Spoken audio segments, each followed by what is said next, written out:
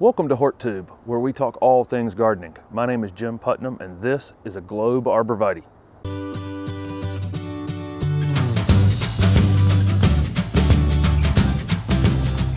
This is Globe Arborvitae, an evergreen conifer that grows in a perfect round shape. Globe Arborvitaes can eventually reach 6 foot in height and 6 foot in width, but they're pretty easy to keep in the 3 to 4 foot range as perfect little round balls. Globe Arborvitae is definitely hardy in zones 4 and then down to 7. It's extremely cold hardy.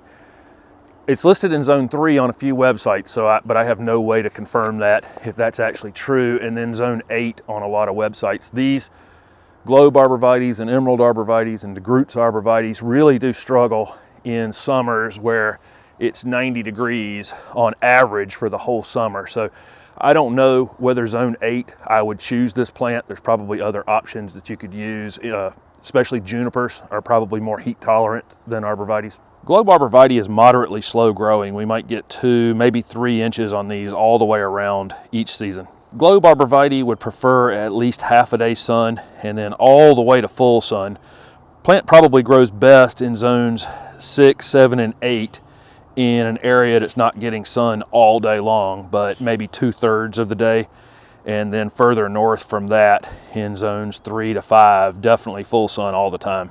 In terms of where you would use Globe Arborvitaes, this would be a great choice on the corner of a low foundation.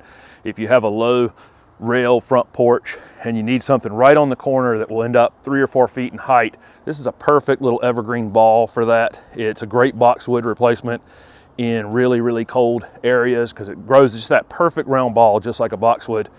Also works great as a container plant. I actually have one of these as a container plant and it's worked great. It's been in the same container for about 2 years and looks great. Globe Arborvitae is very soft to the touch. A lot of these conifers will bite you back when you have to do any pruning or maintenance on them or moving one or planting one, but this one's quite nice. It's got a really nice two-tone foliage. All the new growth is a lighter green color, which makes a really nice contrast on Globe Arborvitae.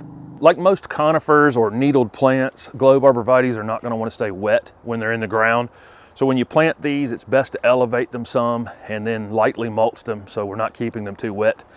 Dig your hole the depth of the root ball, whatever size container you have it in. This happens to be about probably a 10-inch deep hole and about twice the width of your container. Then if you have heavy clay soils, I would mix in some pine bark soil conditioner. It's a chunky aged pine bark that you can buy in bags at a garden center. It's what we're growing these in. It's just a really chunky material that allows water to kind of pass through it more easily. It'll hold a little bit of water in place, but for the most part, it drains the bulk of the water after heavy rains or after you irrigate them. Mix that 50% pine bark and 50% clay after you pull the clay out of the hole. If you have very sandy soils, you could use peat moss or cow manure or compost in the soil with it. 50-50, same thing, 1-to-1 ratio. Whatever comes out of the hole, make your mix. Put about 2 inches of that mix back into the bottom of the hole, and then pull your plant out of the container, set it into the ground, and now it'll be sitting up about 2 inches, which is absolutely perfect. We'll take the rest of our soil mix, we'll pull it up to the edge of the root ball, tamp it down, water it in really well, and then lightly mulch and have the mulch fade out before it reaches the base of the plant. We don't want any mulch up on the trunk, or we don't want to bury anything that wasn't buried when you purchased the plant. This is a pretty large plant here in a 3-gallon container, and most likely this plant is root bound, meaning it's been in this container so long, the roots are really wrapping around one another. So when I pull this out of the container, before you set it into the hole, pull on these roots very vigorously and try to get them going outward. If it's too dense and you can't really pull it very well, you can take a knife and cut it from the top to the bottom several times, maybe 3 times around the plant, and that should do it. In terms of watering these, for the first 9 months or a year, you'll want to keep a pretty close eye on them. Occasionally go out and stick your finger down in the ground, maybe 2 inches near the base of it. If it needs watering, saturate the entire space around it very, very well. We don't want to water just right at the base of the plant. We want to encourage them to root out into the surrounding soil. After they've been in the ground for a year, this is a pretty drought tolerant plant, but if it becomes drought conditions, or you go 3 or 4 weeks during the summer without rain, this is a plant you're going to want to water. It will not tell you it's dry. It will start to thin out in the middle, which this one's actually doing now because it's been in this container for a long time and it's thinning some. in the interior, and that's what will happen. It'll all of a sudden be brown in the middle, and then it's very, very, very slow to recover from that. So if it's very dry in the summer, drag a water hose over to it and just drown the entire space around it, and then leave it alone again for a long time. The new growth on arborvitaes is a lighter green than the older foliage, and I like to keep them growing during the summer because that contrast looks great. And the way to do that is by fertilizing them in mid-spring with a slow release fertilizer. Any fertilizer for acid-loving plants would be great on these. Anything that says azalea, camellia, rhododendron fertilizer, that would be great, and that'll keep the best color all summer long. In terms of pruning emerald arborvitae, the foliage only goes about 3 or 4 inches deep into this plant, and then it's kind of brown in the middle. You can get after this thing really hard once it's established and just cut it in half, and it will come back out from that. But it's a slow process, and it's brown for a while, and it doesn't look great. So the best thing to do with this plant is put it in a space where you can allow it to get 4 or 5 feet high, so you're not having to constantly prune on it. Because when you do prune on it, it's going to go through a period where it's not going to be the most attractive thing in your yard. So if you were trying to keep this plant 2 or 3 feet tall, and a lot of people do, I think that it would never be able to look, really, really nice and fresh, like this one does with all this outer foliage on it.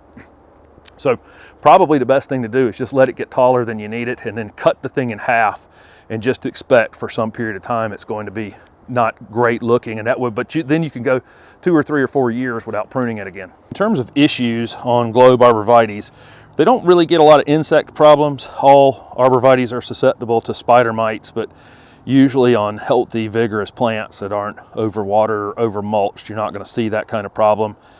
Deer do eat most arborvitaes, so if you have deer issues, you wouldn't want to put these out on the edge of your yard because they'll certainly sample these.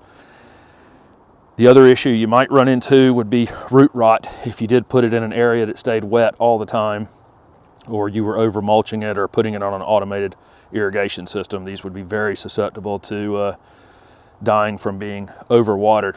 One other issues you could have in northern areas using Globe arborvitaes is they are very susceptible to snow damage. Having the snow split them apart, it's best to try to get the snow off of these as soon as you can, if it's possible, because if it keeps them spread out and open for a prolonged period of time, they won't return to their original shape. So what are you waiting for? Even you can grow the low maintenance, round shaped Globe arborvitae. If this video was helpful, please hit the like button and subscribe to my channel for future videos. Also comment below with any questions you have about arborvitae. Thanks again.